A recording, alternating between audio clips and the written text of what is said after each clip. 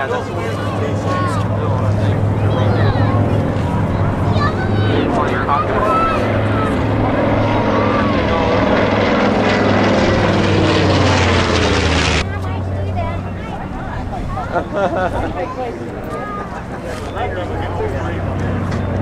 I wish I could hear him.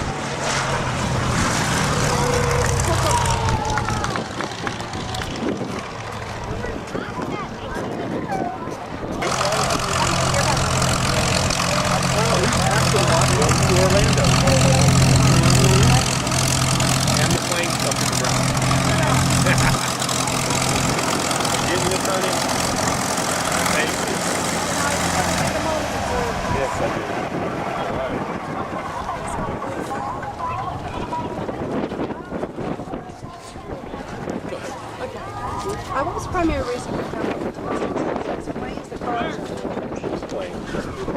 how much time do you spend to this picture?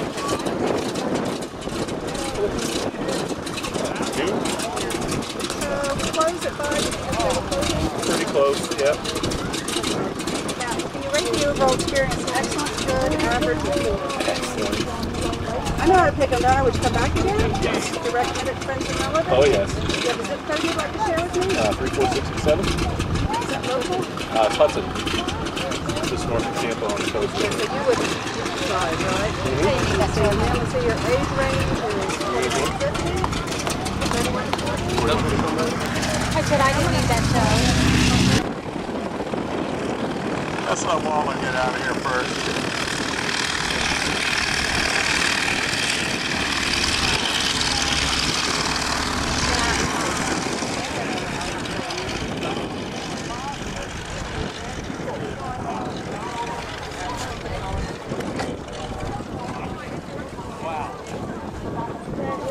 I took my friend for a ride. What did you think? Anyway, no, the B-25 and the T-6, somebody said they might be coming over, but I didn't expect them when they came.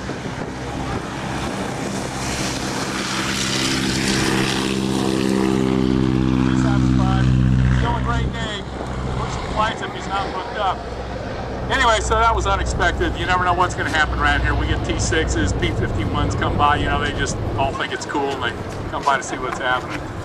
This airplane I just flew was a Curtiss P40. This is a Warhawk. This was the last version of the, originally started out, the early ones they called them Tomahawks, later ones they called them Peahawks, and the last one were called Warhawks.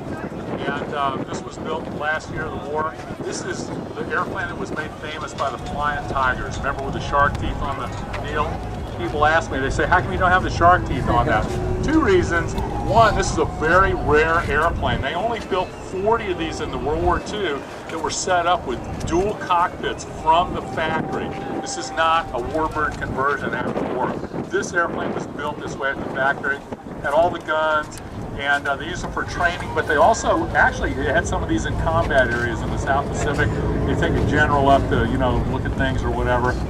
And the reason that this one doesn't have the shark teeth is because the training ones and the ones over there never had them. The Flying Tigers, remember, were very early in the war, and they were actually getting ready to fly as mercenaries in support of China because they were being attacked by the Japanese before the war started. They actually never flew any combat missions before until after December 7th, 1941. But the interesting part was, the great part was, at least for us, is they were there once the war started, so they started making attacks there. And the reason this one doesn't have the paint job is not only did they never had them on the 2-seaters, but I got another one that's got the charts. All right. That airplane's not here right now. It's being rebuilt. It got dinged in the hurricane a little bit, but I used to fly it quite a bit. It was my second fighter after my Blue Nose P51.